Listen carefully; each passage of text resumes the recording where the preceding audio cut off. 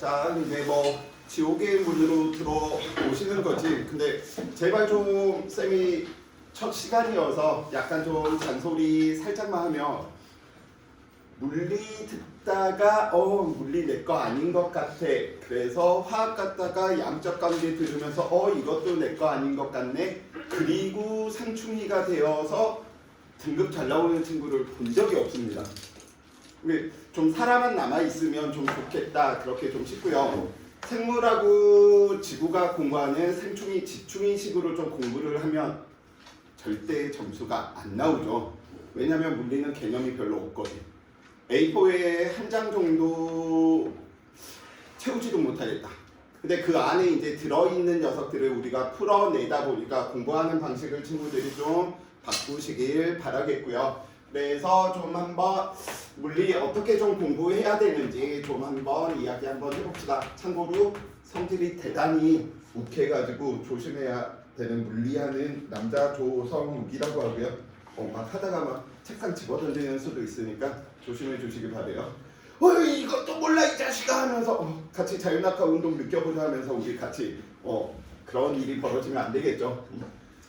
그 다음에 이제 물리가 너무 딱딱하다 보니까 쌤이 좀 19금? 그 다음에 좀 약간 똥 싸는 이야기 이러한 아무튼 더러운 부분으로 재미를 위해서 좀 더 막 그렇게 하는데 너무 불쾌하신 친구는 미리 좀 말씀을 해주세요. 절대 불쾌감을 주려고 하는 게 아니기 때문에 딱딱한 수업이다 보니까 조금만 좀 웃자는 식으로 이과식의 농담인 거죠.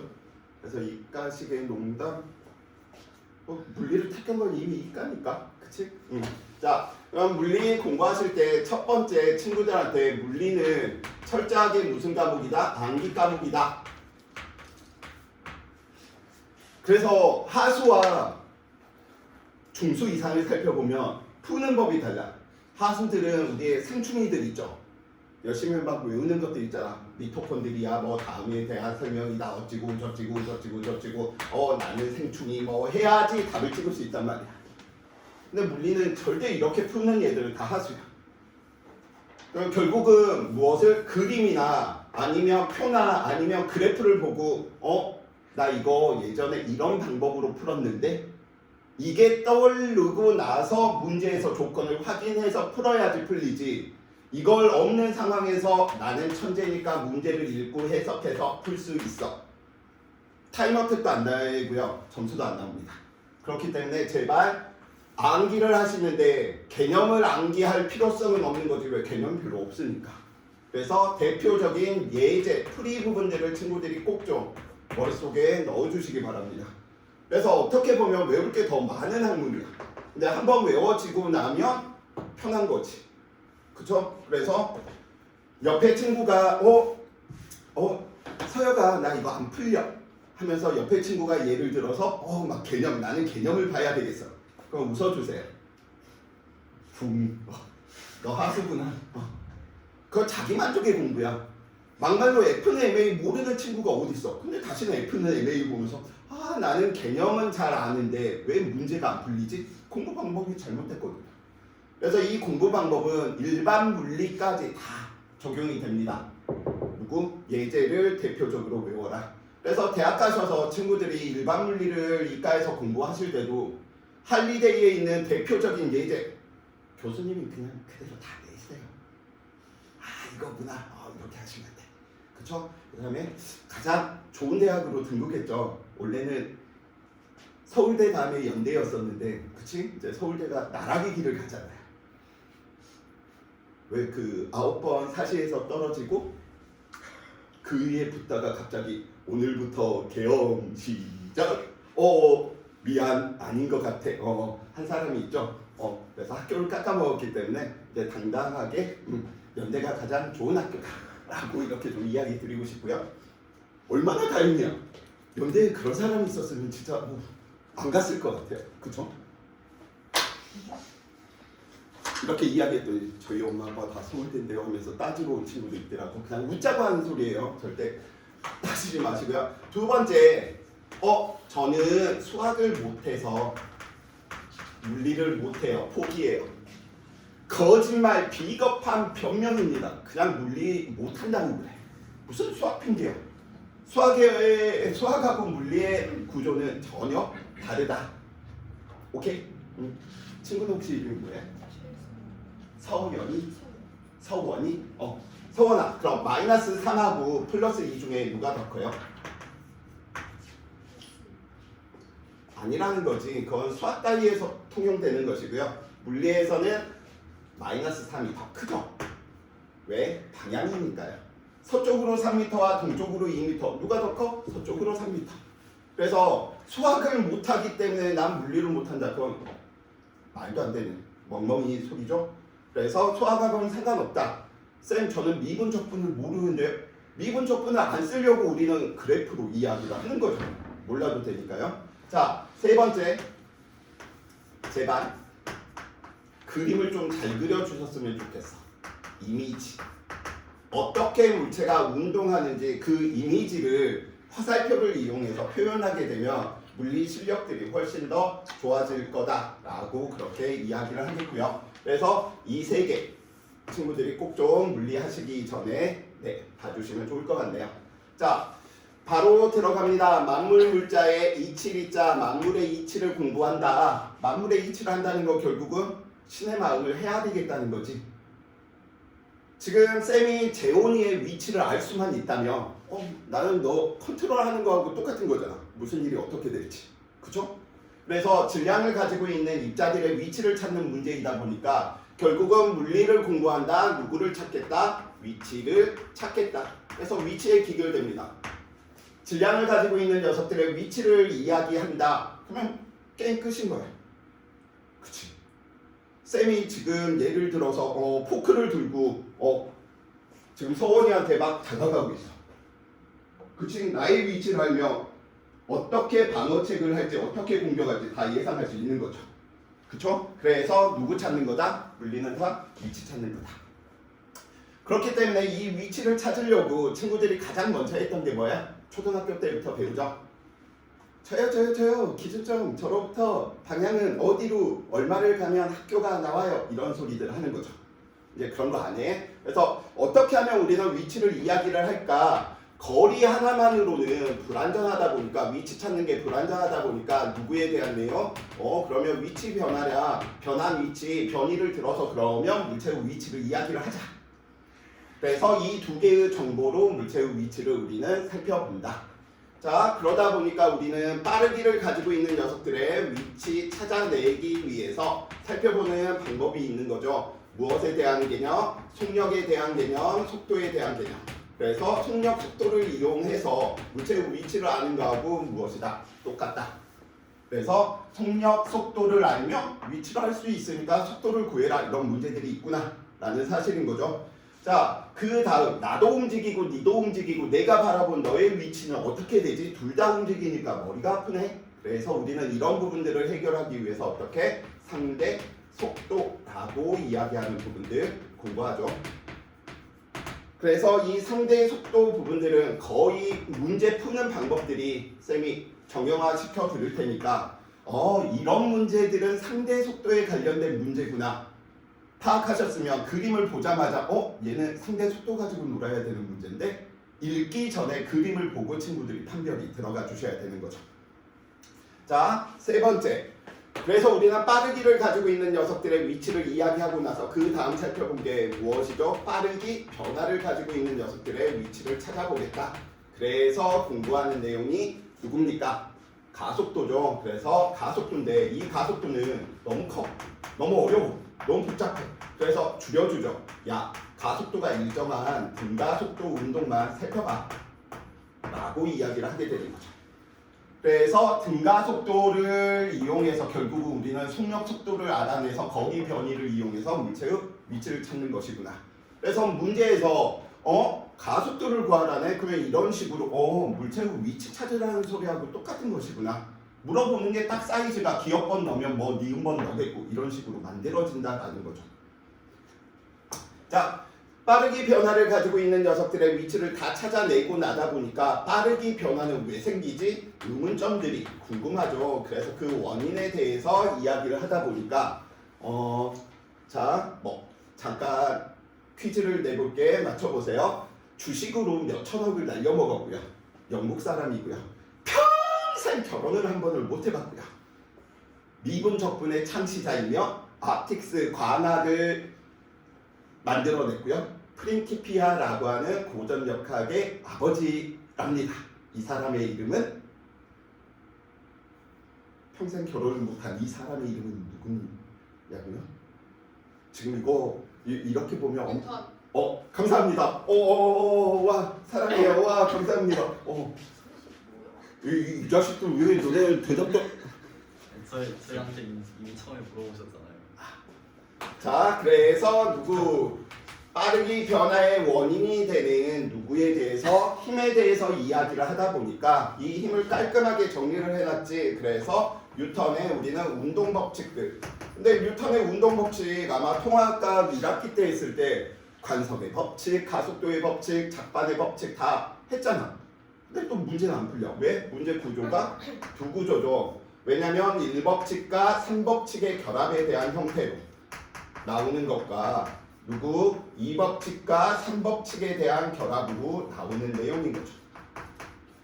그래서 우리는 학문을 하는 게 아니고 결국은 줄세우기 싸움에서는 누가 실수 없이 타임어택으로 높은 점수를 맞느냐의 문제이다 보니까 관성의 법칙을 열심히 들여다보는 것보다 어떻게 문제 푸는 스킬을 하나라도 예제를 더 머릿속에 둘까, 이 공부를 한 사람이 좋은 점수가 나오게 되겠죠. 자, 주변에 있는 대부분의 학교들 노멀한 케이스, 요즘 추세인 거죠. 일부 고등학교 몇 개 아닌 학교들이 있기도 하지만 거의 대부분은 다 수능 평가원 문제들을 따라갈 수밖에 없습니다. 왜냐하면 여기 계신 친구들이 굉장히 신고 정신이 투철하거든요. 그래서 예를 들어서 중앙고에서 만약에 일반 물리 문제를 파악하고 냈어. 얘랑 너네 한번 다 X 대봐라. 다 틀려라. 그럼 얘들이 가만히 안 있어. 보통은 어떻게 하냐? 교육청에 전화하죠. 삥삥삥. 저희 땡땡 고등학교인데요. 교육과정에 위배되는 문제를 너무 많이 내시는데 한번 보셔야 될 것 같아요. 감사 바로 나옵니다.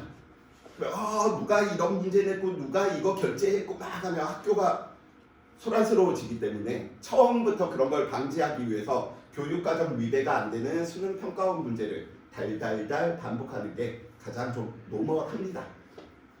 자, 그래서 1법칙과 1,3법칙과 2,3법칙에 대한 내용들을 이야기를 할 테고요. 이 힘에 의해서 우리는 바로 무엇에 대한 내용들을 이야기하고 싶은 거냐면, 이 힘을 알면 다이렉트로 위치를 못 알고 단계를 거쳐서 알아야 되다 보니까 머리가 아파. 그래서 우리는 누구에 대해서 어떻게 하면 바로 다이렉트로 물체의 위치를 찾을 수 있지? 중학교 3학년 때 배웠던 개념인 거죠. 무엇? 에너지라고 하는 개념을 이용했더니 바로 너를 할 수 있네. 그래서 여기까지는 단계로 거쳐야 되지만 얘는 다이렉트로 물어본다. 그래서 2m 지점에서 속력은 얼마? 이런 식으로. 속력이 얼마일 때 위치는 얼마? 이런 식으로.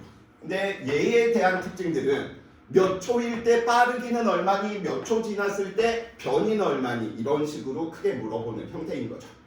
그래서 시간에 대한 정보가 없을 때는 에너지로 내가 가지고 좀 놀아야 되겠구나, 이렇게 생각을 해주시면 되겠고요. 힘과 에너지의 중간 단계가 있지. 무슨 과정? 나도 빠르기가 변하고 너도 빠르기가 변하다 보면 입자가 둘 이상 있으면 무슨 일이 만나는 일이, 충돌하는 일이 발생을 하는구나. 그래서 통합과학에서도 많이 나왔던 부분인 거죠. 그래서 충돌 과정에서 나와 너의 위치를 쉽게 알아낼 수 있는 방법이, 충돌 이후에 두 물체의 위치를 쉽게 알아낼 수 있는 방법이 충격량, 운동량, 변화량. 두 번째는 같은 방법, 같은 내용인 거죠. 운동량, 동종, 법칙을 통해서. 그래서 이 부분들은 좀 수월한 부분이야. 좀 쉬어가는 부분이고요. 여기 있는 이 부분이 피크인 거지. 그리고 에너지를 통해서 위치 찾으려고 봤더니 1에너지 정리를 이용해서 식도 단순해. 딱 글자 2개로 끝난단 말이야. 근데 이게 킬러 파트죠. 20번 늘 고정적이죠. 19번 아니면 20번의 수능으로 이야기하면 외우는 예제들을 싹 이렇게 해봤더니 18개인가 기본적으로 외워줘야 되더라고. 그러니까 우선 여기부터 하시는 거야. 자, 아무튼 지금 이렇게 이야기하고 있다가 어디로 넘어가느냐? 저 에너지 부분들이 에너지의 총량이 정해져 있기 때문에 에너지는 항상 전환, 이동만 할지 새로 생성되진 않더라. 그쵸? 그래서 통합과학에서는 그래서 에너지는 새로 생성되는 게 아니니 아꼈어! 이런 것들을 배운다면 물리에서는 그런 거 안 하죠. 돈 있으면 많이 쓰면 되는 거지. 뭘 아껴 쓰게. 자, 에너지 부분들을 이야기하다 보니까 에너지가 전환될 때 늘 무질서도 엔트로피가 크다 보니까 항상 나타나는 녀석이 있는 거죠. 열란의 무슨 에너지? 열에너지. 그래서 열에너지에 대한 내용들을 이야기하다 보니 우리는 어디에 열역학 법칙이다라고 이야기하는 과정을 통해서 일반화시켜서 모든 것들을 다 살펴보는 거죠. 자, 여기까지가 소위 이야기하는 누구? 고전역학이다라고 이야기를 하는 부분이고요. 어디로 이제 넘어가는 내용인 거야? 이 위치를 찾는데 뉴턴은 힘으로 찾았거든요. 19세기, 20세기 때에는 에너지를 가지고 위치 찾는 게 유행을 했었단 말이야.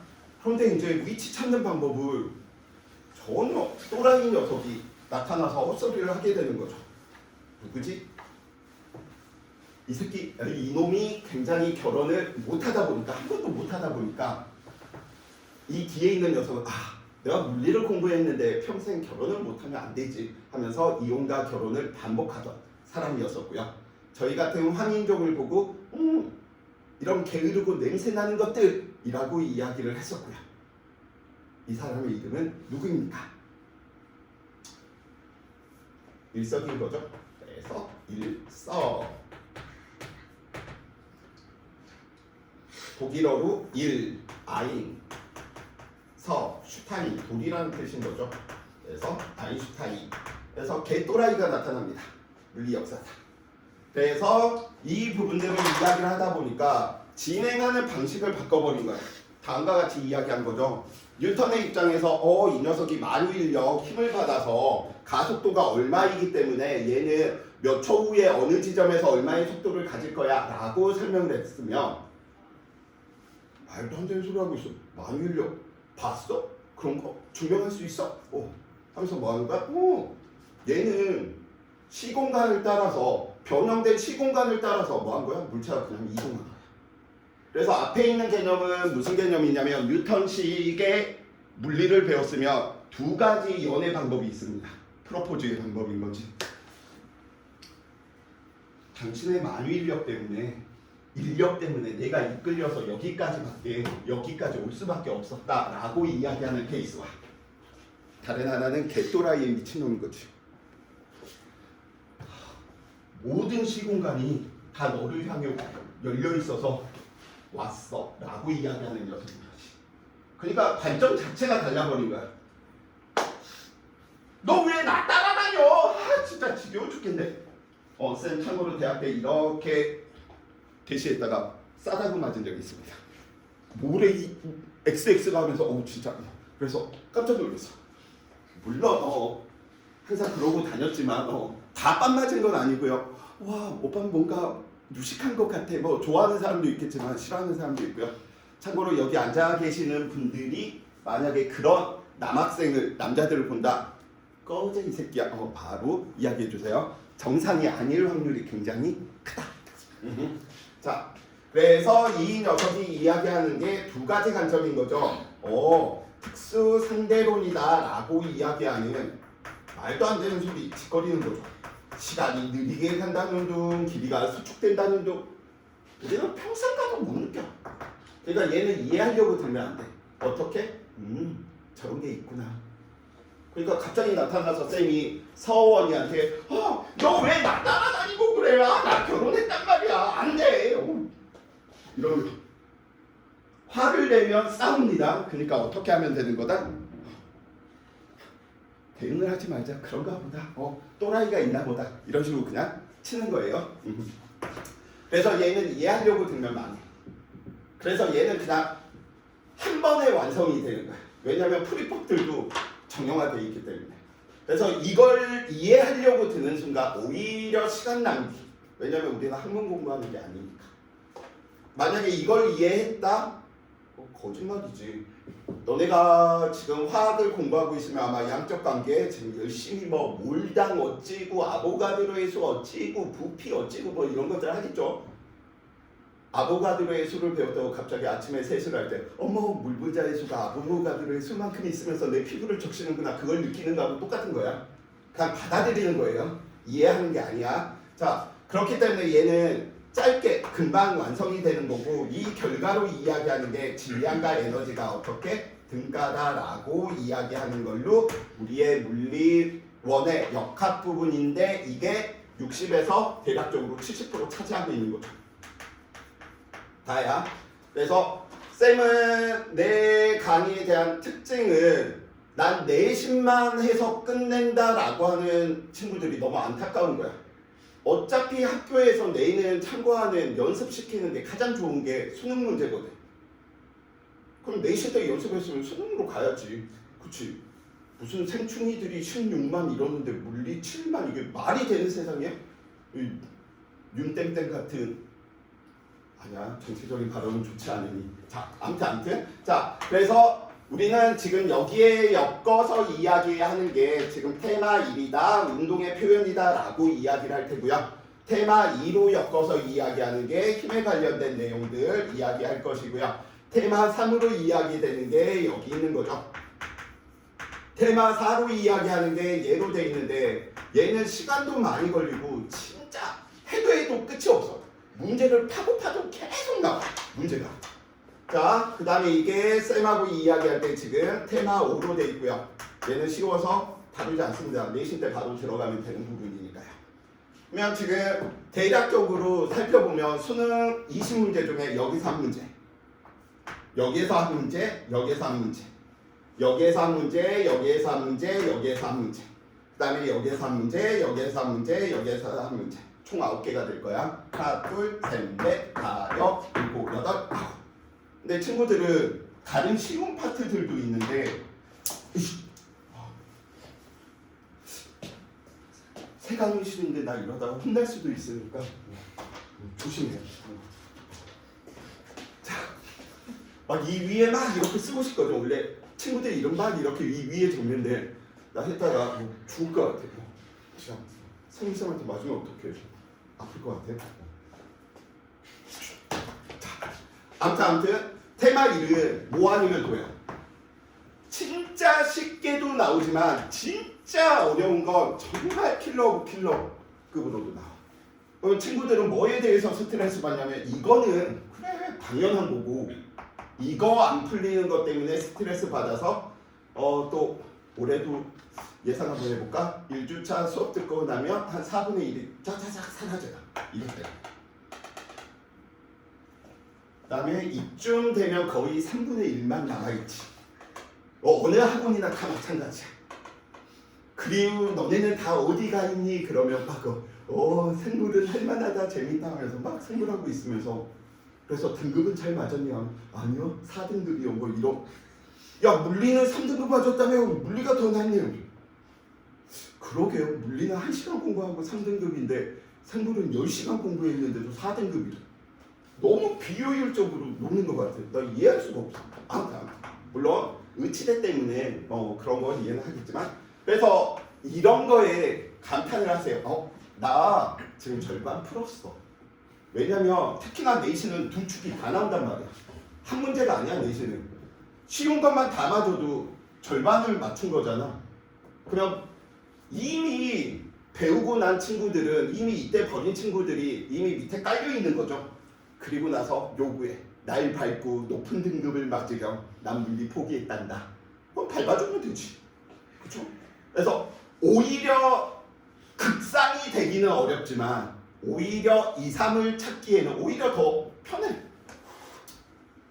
자, 그래서 지금 제발 이쪽 부분들 보면서 자신감 얻으시고요. 두 번째, 여기에 있는 난이도 얘는 쉽죠. 1~3법칙은. 근데 2~3법칙 얘가 예전에는 킬러였었는데 요즘은 킬러급은 아니지만 내신이다 보니까 우리는 좀 많이 연습을 해야 되겠죠. 세 번째, 얘들은 단독으로 나오면 보너스죠. 보너스 문제들. 그래서 얘는 좀 쉬어가는 거야. 그래서 그래 물리 좀 힘든 거 했더니 쉬운 거 좀 나오는 쉬운 거 하고 나왔더니 이제 극이지. 얘는 그냥 빠밤. 그 다음 또 한 번 쉬어갈 수 있는 데가 누구야? 역학 법칙. 그래서 전체적인 지금 역학 부분들 이야기를 했고요. 원래는 쌤이 예전에는 이 에너지 부분들 때문에 좀 역학 부분을 좀 강하게 이렇게 좀 하려고 했었다면 지금은 친구들한테 너무 어려운 것보다는 2, 3단원도 할만하다. 그래서 전략을 말씀드립니다. 자, 앞에 있는 1단원 부분은 이렇게 생각하세요. 보통은 1단원이 중간 기말에서 저기까지가 보통 일반적이니까 그래서 나 이때 한 3 정도 맞아둬야지.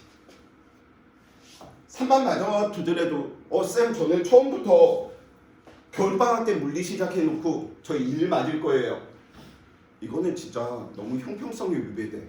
왜냐면 중학교 때부터 물리를 막 3번, 4번 이렇게 듣고 있었던 얘들이 경쟁자인데 그 얘들은 바보여서 3번, 4번 들었을까? 그건 아니란 말이야. 그래서 맞출 것만 맞춰도 절반 이상 맞춰도 되는구나 생각하시고 언제 쇼부 보는 거냐면 2학기 때 쇼부 보는 거죠. 왜냐면 2학기 때 우리가 이야기하는 물질과 전자기자 풀이법이 다 똑같아.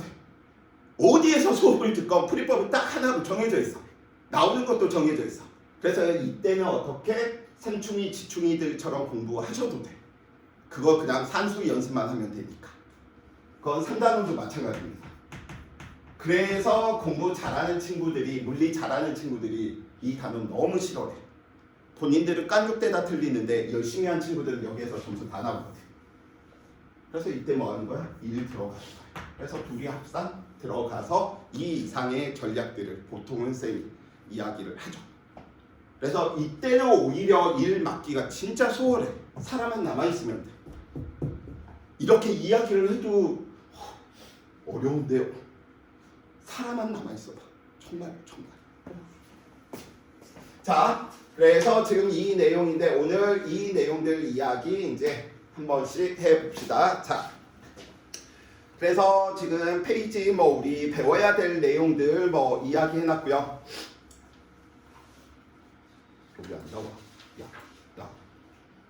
지금 4페이지 보면 뭔가 막 써져 있죠. 쌤이 신해철을 내가 학창시절 때부터 좀 좋아하다 보니까 나 신해철 팬이야 라고 하는 걸 좀 하기 위해서 민물장어의 꿈을 넣어놨더니 애들은 저 노래를 모르는 친구들이 많더라고요.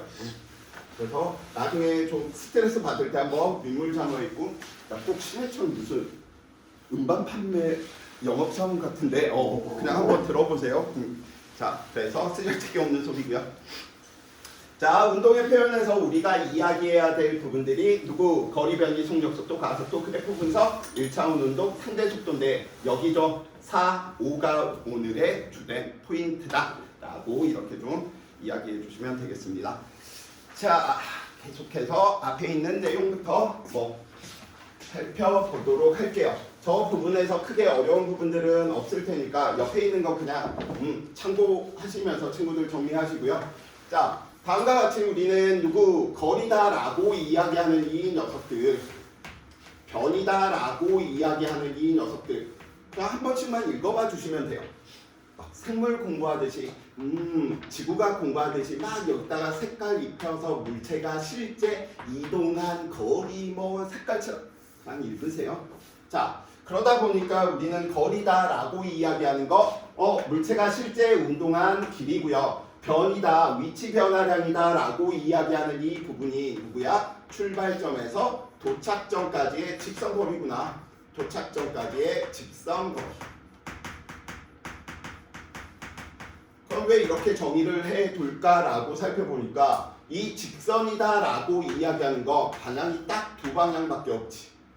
오른쪽, 왼쪽, 동쪽, 서쪽. 그쵸? 그러다 보니까 물리원은 항상 어디에만 국한되어 있냐면 1차원 운동에만 국한되어 있습니다.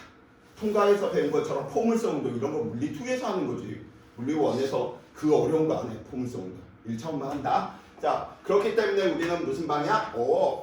기준 방향과 반대 방향 두 개가 있겠구나. 그래서 기준 방향과 반대 방향. 그럼 기준 방향이다라고 불리는 이 녀석은 우리가 어떻게 이야기해 놓으시면 돼? 오른쪽이어서 기준이 아니고 물체의 처음 운동 방향이 보통 암묵적인 약속인 거지. 그래서 물체의 처음 운동 방향.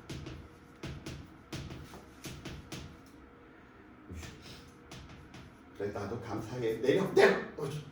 운동 방향. 자, 그래서 물체의 처음 운동 방향이다라고 이야기한다면 반대는 물체의 처음 운동 방향과 반대구나. 이렇게 이야기해 주시면 되겠지. 그래서 정의는 그냥 한 번씩 읽어봐 주시면 되고요. 그렇기 때문에 우리 아까 이야기했던 마이너스 3과 플러스 2 중에 누가 더 크다?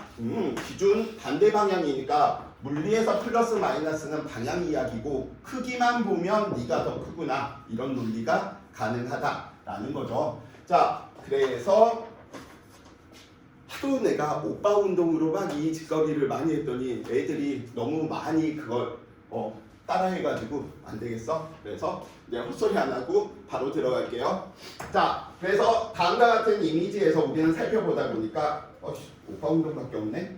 오빠 하면서 운동하는 거죠. 그래서 O에서 P 지점으로 갔다가 P 지점에서 A 지점으로 가는 운동을 우리는 무슨 운동? 오빠 운동. 딱 느낌상 오빠 부르면 가고 있다가 왠지 돌아가고 싶잖아. 미안해 하면서. 그쵸? 자, 그래서 O에서 P까지 10m다라고 한다면 P에서 A까지 우리 4m다라고 이야기를 해봅시다. 자, 살펴보니 우리는 거리가 지금 얼마가 되겠구나? 14m가 되겠구나. 왜? 물체가 실제 움직인 거리니까. 변환 위치 출발점에서 도착점까지의 직선거리다라고 이야기를 하기 때문에 출발점에서 도착점까지 직선거리네. 그래 변이 너는 오른쪽 방향, 기준 방향, 처음 운동 방향으로 몇 미터? 6m구나. 이렇게 이야기해 주시면 되는 거지. 그래서 우리는 왜 이럴까라고 살펴보니까 한물체의 운동인데 거리하고 변이가 다르네? 그러면 왜 다를까라는 거지. 그래서 왜 다를까 살펴보니까 거리가 변이보다 클 때는 무슨 정보를 얘는 운동 방향이 변했구나 라고 하는 정보를 가지고 위치를 정확히 이야기할 수 있는 거죠. 두 번째, 예를 들어서 오빠 이렇게 들어갔단 말이야. 오빠 왠지 딱 떠나고 싶죠. 그래서 O에서 P까지 10m, P에서 A까지 4m면 거리도 14m, 변이도 14m가 되니 거리와 변이가 같을 때는 운동 방향이 변하지 않았구나. 그걸 가지고 위치를 이야기할 수 있다. 그래서 두 개의 관계들 내용 이야기하다 보니까 첫 번째 우리는 머릿속에 넣어주셔야 될 게 거리와 변이에 대한 관계인 거지. 그래서 거리가 변이보다 크거나 같은데 거리가 변이보다 크다, 운동 방향 변했다. 거리가 변이보다 같았다, 운동 방향이 변하지 않았다. 자, 그래프에서 바로 좀 이야기 한번 해봅시다.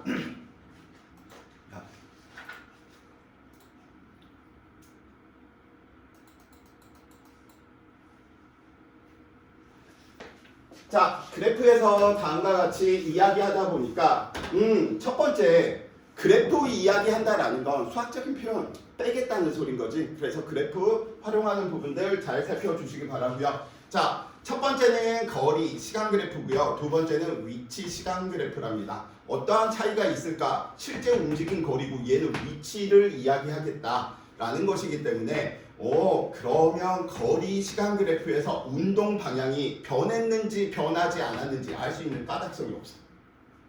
방향이 없으니까. 그래서 거리 그래프는 친구들이 잘 안 볼 그래프인 거야.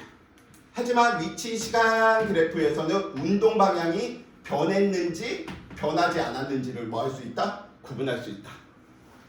두 번째, 거리 시간 그래프에서는 늘 무슨 그래프만? 증가하는 형태만. 거리가 마이너스다, 이건 잘못된 거지. 거리의 최소값은 얼마일 테니까? 0일 테니까. 거리가 마이너스가 될 수는 없죠. 그래서 증가하는 형태 위치 시간 그래프에서는 누구? 증가나 감소 다 가능한 거죠. 그래서 그래프 보자마자 거리 시간 그래프네, 너 잘못됐어. 왜? 이 구간이죠. 거리가 어떻게 감소해? 그쵸? 질량이 마이너스인 거하고 똑같은 개념인 거지. 제일 작아봤자 0인데 어떻게 더 줄어들어? 그쵸? 그래서 너는 거리 시간 그래프가 아니라 위치 시간 그래프구나. 이러한 부분들을 느껴주시면 되겠습니다. 그래서 첫 번째 예제 부분들 바로 보시면서 이야기해 봅시다. 읽는 거 아니야. 그래프가. 위치 시간이네. 위치 시간 그래프니까 물어볼 거 운동 방향, 거리 변이 물어보겠구나.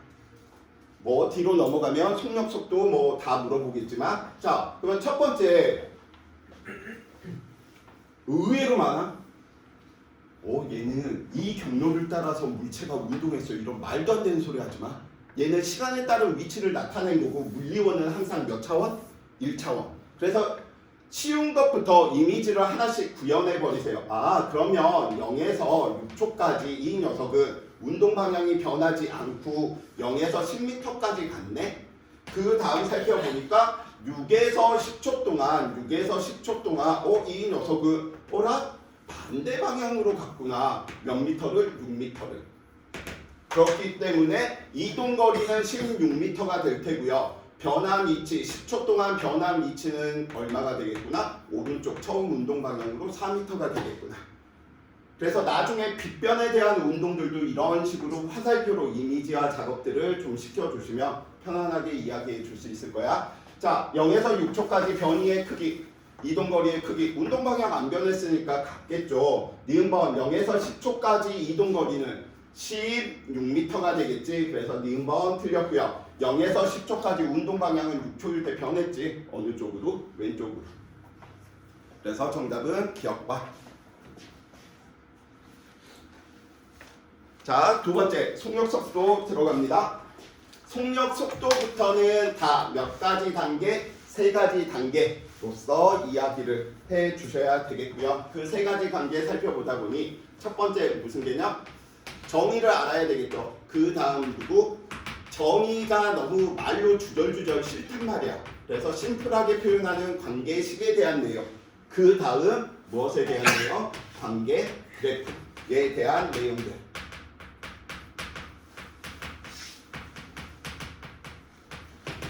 화학이 됐건 물리가 됐건 대다수의 관계식은 다 다음과 같은 점이지. 1몰당 22.4리터에 대한 뭐 이런 식으로 문제들 물어보잖아. 왜? 다 같은 구조거든. 그래서 정의가 A 하는 동안 B 또는 A에 대한 B 이 구조란 말이에요. 같은 말이죠. 그래서 뭐 1몰당 부피 구해라 이러면 뭐 화학 문제가 되는 거고, 시간 동안 거리 구해라 이러면 물리가 되는 것 뿐인 거지. 자, 그래서 이 앞에 있는 이 녀석들 무슨? 너 기준이야. 기준을 바탕으로 너 누구? 비교하고 싶은 거야. 그렇기 때문에 저 정의들은 다 어떤 구조로? 기준분의 비교에 대한 구조로 만들어내는 거죠. 그래서 A분의 B, 기준분의 B. 그래서 기준분의 비교에 대한 형식으로 정보들을 담다 보니까 관계 그래프에서 우리는 항상 기준분의 비교, X축분의 Y축의 변화량들, 기울기가 가장 관심이 있는 거죠. 그래서 관계 그래프에서 기울기를 봐야 되는구나. 자, 바로 들어갑시다. 속력. 우리는 뭐 벨로시티 약자 떠서 V로 쓴다. 시간 동안 거리니까 속력에 대한 녀석들 뭘로 이야기 바로 써버리시면 돼. 기준이 시간이구나. 거리가 누구구나? 비교 대상이구나. 예를 들어 순간 전류. 잠깐 잠시 후. 속도. 시간 동안 변이랍니다. 속도 변이로 주어져 있으니까 방향 따져야 되겠네. 방향 따지다 보니까 그냥 거리랑 차이점 두기 위해서 그냥 화살표 썼을 것 뿐이야. 뭐 기호니까요. 자, 그래서 우리는 속력이 됐건 속도가 됐건 관계식이 시간 동안의 거리네, 시간 동안의 변이네. 기울기 관심이 있는 거잖아. 그 기울기가 우리는 잠시 후에 이야기하고요. 마찬가지로 거리 변이에 대한 관계들 이야기했으니 누구에 대한 관계들 이제 살펴보겠다. 속력 속도도 그 관계들을 보면서 살펴보는 거죠. 그래서 속력하고 속도도 관계가 있는데 속력과 속도가 뭐 할 때는 같았을 때는 뭐하는구나? 운동 방향이 안 변했구나. 속력이 속도보다 크면 운동 방향이 변했구나. 판단해 주시면 되겠고요. 시간을 기준으로 정의되는 모든 물리량은 무슨 값? 순간값과 평균값. 그래서 우리는 그러면 순간, 속도, 속력을 한번 볼까? 순간, 속도, 속력. 그럼 이 순간은 보통 우리가 줄일 수 있죠. 그래서 순간 속도들 어떻게 정의하는지 살펴봤더니 예쁘게 수학에서 다 이야기해 놓고 있네. 리밋 극한을 취해라. 매우 짧은 시간 동안 이동한 거리 또는 위치 변화량 포함하면 된다. 근데 이것도 표현하기가 너무 귀찮은 거지. 그냥 무엇을 변이를 누구에 대해서 시간에 대해서 뭐 해달라? 미분해달라. 오케이? 안 쓰겠다는 거야. 이게 지금 수학이야. 그죠? 그래서 우짠 소리로 DD 사라지니까 쌤 시간분의 거리 T분의 S니까 속력이잖아요. 제발 이런 소리 하지 마. 1 플러스 3, 1 플러스 12. 빡빡 13분의 12. 계산하는 기적의 논리법 부사 생각하지 마시고요. 자, 그래서 우리는 뭐가 필요할까요? 얘가 필요해요. 얘 안 쓰고 그럼 어떻게 빠르게 가지고 있는 녀석들의 위치를 알까라고 살펴보니까 너의 순간값들은 누구를 통해서 위치 시간 그래프에서 누구의 기울기 접선의 기울기로 구하면 되겠구나. 미분 쓰지 않고 그래프에서 확인해라 라는 거죠. 두 번째, 우리는 평균 속력, 속도들 이야기할 때 총 걸린 시간 동안 얼마만큼 위치 변화 또는 거리 변화가 생겼니? 얘도 수식 안 쓰겠다는 거죠. 그래프를 통해서 주로 살펴보겠다. ST 그래프에서 누구의 기울기? 두 점의 기울기. 그럼 뭐 해야 돼? 외우셔야 되는데 ST에서 접선의 기울기가 순간 속력 속도인 거지. BT 그래프를 보면서 얘는 접선의 기울기가 속도네요. 이러면 안 된다는 거야. 왜냐면 많은 그래프들이 나올 거니까. 수학을 안 쓰기 위해서 그래프를 택했으니 X축의 변화량, Y축의 변화량을 명확하게 친구들이 머릿속에 넣어주셔야 되겠다. 자, 그래서 그 다음 내용들 우리가 살펴보니 콧소리들 찌그러져 있죠. 좀 안 쓰면 좋긴 하겠지만 이런 거 안 쓰면 개념이 별로 없다 그랬잖아. 그럼 진짜 한 글자, 두 글자 정도 한 페이지에 다 끝나버려요. 그래서 바로 확인합시다. 위치 시간 그래프네. 에라 두 점의 기울기. 그러면 A와 B 구간에서의 무슨 값? 평균 속도 값. 너는 거리 시간 그래프네요. 두 점의 기울기 평균 속력이겠구나. 근데 이 케이스는 거리나 위치 그래프가 다 같지. 왜? 운동 방향이 다 변한 적이 없으니 막 써도 된다라는 거지. 운동 방향이 변한 적이 없으니. 자, 그래서 순간값은 접선의 기울기, 순간값, 접선의 기울기. 그래서 순간값들 구할 때는 항상 모는 종이 눈금들이 표현되겠죠. 자, 다음 장 예제 바로 이야기 한번 해볼까요? 자, 문제 있기 전에 너 운동 방향 변했네. 그 다음에 너 뭐 했네? 운동 방향 변했네. 두 개 알겠네. 접선의 기울기 나와 있네. 너 물어보겠구나 하고 들어가는 거죠. 자, 0에서 6초까지 물체의 운동 방향 몇 번? 한 번, 두 번. 두 번은 변했고요. 1에서 4초까지 물체의 평균값 구하래. 위치 시간 그래프니까 두 점의 기울기 평균값 이야기해 주시는 부분이고요. 1초, 4초 여기고요. 1초에서 4초 두 점의 기울기 하나, 둘, 세 칸, 한 칸 3분의 1이네요. 맞는 말. P를 지나는 순간 물체의 순간값 하나, 둘, 셋, 넷 4분의 3이 되겠네요. 그래서 디귿번 틀렸고요. 그래서 정답은 기억번.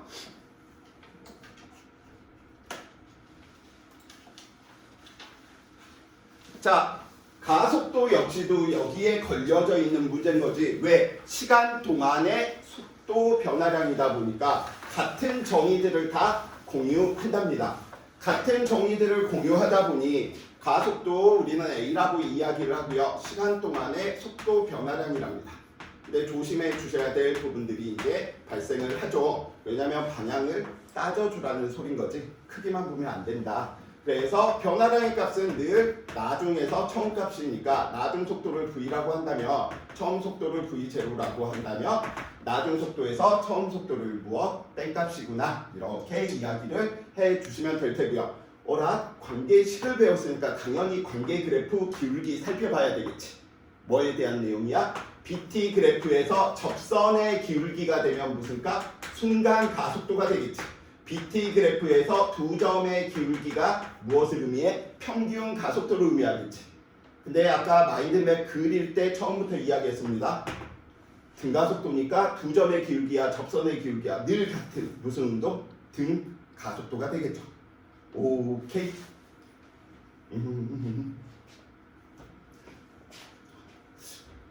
네.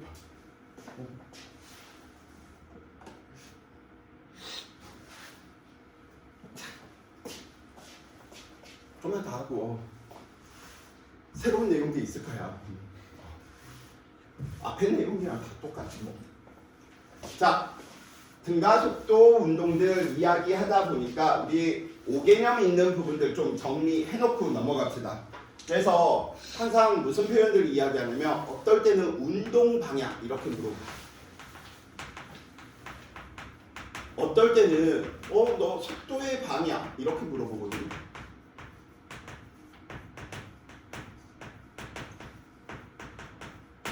같은데 운동 방향으로 물어보나 속도의 방향 물어보나. 두 번째 가속도의 방향과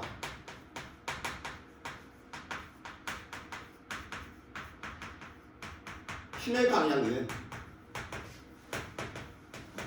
늘 뭐하다? 같다. 이게 뭐야? 가속도 법칙, 원인 결과 법칙인 거지. 힘의 방향을 늘 가속도의 방향이 뭐한다? 따른다. 그래서 뒤흔드는 거죠. 가속도의 방향과 운동 방향은 늘 같지 않을 수 있는 거지. 같을 때도 있지만 같지 않을 때도 있겠지. 그래서 우리는 가속도가 0보다 크다라고 이야기를 한다면 정의에 의해서 나중 속도가 처음 속도보다 크다라고 이야기를 할 수 있는 부분이고요. 나중 속도가 처음보다 크다라고 이야기를 하는 것, 이 물체의 가속도의 방향과 속도의 방향이 뭐하더라? 같은 거죠. 빨라졌다는 소리니까. 즉 속도의 방향과 가속도의 방향이 같으면 속도가 뭐하는구나? 증가하는구나.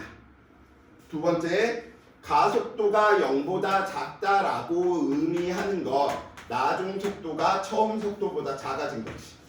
이 말인 즉슨 가속도의 방향과 속도의 방향이 반대라는 거지. 즉 운동 방향과 반대 방향으로 힘을 받으면 무슨 일이 벌어지는 거야? 빠르기가 줄어드는 거지. 바로 또 운동 방향이 바뀌는 거 아니야? 운동 방향은 일정한데 빠르기가 줄어들다가 정지 순간을 거치고 나서 운동 방향이 변하는 거죠. 그래서 그 부분들 꼭 좀 생각을 해주시기 바라고요. 자, 2개만 더 하고 좀 쉬었다 할 테니까 기운들 내시고요. 자, 학교 내신이다 보니까 절대 수능에서는 안 나와. 근데 학교 내신에서는 돼. 그리고 친구들이 이야기하지. 이런 종류의 문제를 하거나 실수해서 틀려. 그러라고 내는 거죠.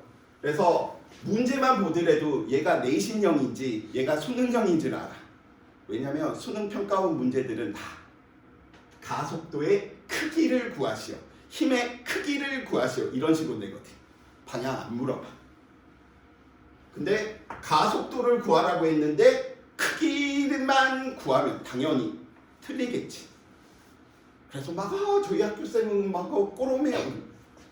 문제 난이도로 죽이는 방법도 있지만 지금처럼 말장난으로 죽이는 방법입니다. 그래서 크기를 구하는 건지 아니면 방향까지 다 구하라는 건지 꼭 좀 명심해 주시기 바라고요. 무슨 운동? 등가속도 운동하들의 오른쪽으로 플러스 20, 왼쪽으로 플러스 10이네요. 그래서 A의 가속도 몇 초 동안? 10초 동안 속도 변화 20에서 얼마만큼? 10만큼이니 너는 오른쪽으로 1m/s 제곱이 되겠구나. 초당 1m씩 빨라졌구나. 좀 더 이야기하면 운동 방향으로 힘을 일정하게 받았구나 라는 정도들 이야기할 수 있는 거죠. 두 번째, B의 가속도를 살펴보니 10초 동안 마중 속도는 플러스 5네요. 그래서 5에서 처음 속도는 플러스 25였으니 얘는 반대 방향 오른쪽 말고 왼쪽으로 얼마만큼 2m/s씩 느려지는 운동을 했구나. 운동 방향과 힘의 방향이 반대였구나 라고 이야기하기 때문에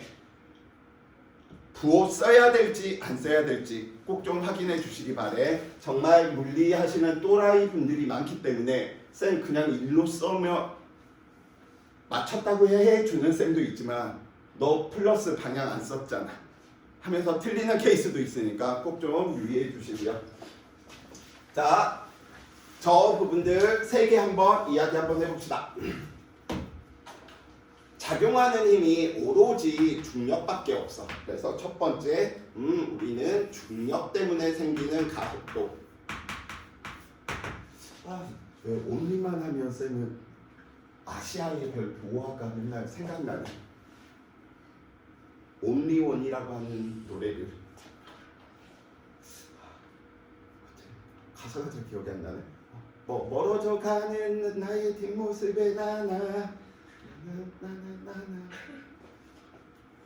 아무튼 쌤 보아 좋아했는데 얘도 얼마 전에 보니까 이제 막 늙어가지고 진짜 쌤 군대 있을 때 얘가 12살인가 13살 때 데뷔해가지고 와 하면서 막 군대에서 와 막 예쁘다 막 이러고 있었는데. 자, 헛소리 그만하고요. 작용하는 힘이 오로지 중력 때문이다 라고 이야기를 한다면 우리는 중력 때문에 생기는 가속도 이야기를 하다 보니까 지구 이야기를 하고요. 통과처럼 절대 9.8 꼬롬하게 내지 않죠. 그냥 다 초당 10씩 증가한다 또는 감소한다 라는 걸로 통일합니다. 그래서 얘가 없더라도 그냥 10으로 써도 돼. 자, 두 번째, 우리는 어디에서 빗변에서의 가속도 살펴봅시다. 빗변에서의 가속도 살펴보면 다른 거 필요 없고요. 다음과 같이 이러한 빗변에서 우리는 누구 사이각 세타라고 이야기를 한다면 방향은 어느 쪽으로? 아래쪽으로. 중력 때문에 빗변에서의 가속도 역시 공기저항 마찰을 무시한다면 중력 때문에 생기는 녀석이다 보니까 그냥 외우시는 게 편하죠. 굳이 벡터 분해를 해서 얘가 mg 코사인이다 사인이다 하실 필요 없이 g사인 세타로 일정하다. 얘도 일정한 거야. 사인 90도가 되면 뭐가 되겠어? 중력 가속도가 같다라는 거죠. 그래서 늘 얘가 클 수밖에 없지. 자, 둘 다 공통적인 특징들이 있어. 두 물체가 놓여 있을 때 무슨 일이? 이들은 늘 질량과 뭐하구나? 무관하구나.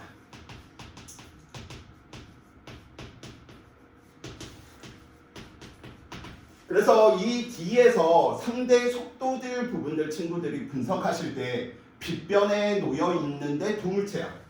얘네는 가속도가 똑같네? 그 그림을 보면서 문제 있기 전에 가속도가 똑같으니까 얘는 상대 속도로 문제 풀어야지를 생각하고 조건들을 들어가서 문제를 푸셔야 됩니다 라는 말인 거죠. 자, 그래서 질량과 무관. 자, 마지막 이제 하나만 하고 좀 쉬었다 갈게요. 자, 이번에는 알짜 힘에 의한 가속도. 세 번째 알짜 힘에 의한 가속도 이제 이야기 한번 해보고 쉬었다 가도록 할게요. 자, 다음과 같이 수평면에 물체가 놓여 있는데 이 물체의 질량이 1kg이었었다라고 이야기를 한번 해봅시다. 저 1kg짜리 물체한테 쌤이 예를 들어서 오른쪽 방향으로 20N의 힘을 주었다라고 이야기를 한다면 가속도가 5m/s 제곱이랍니다. 서훈아, 이 문제 마저 틀려.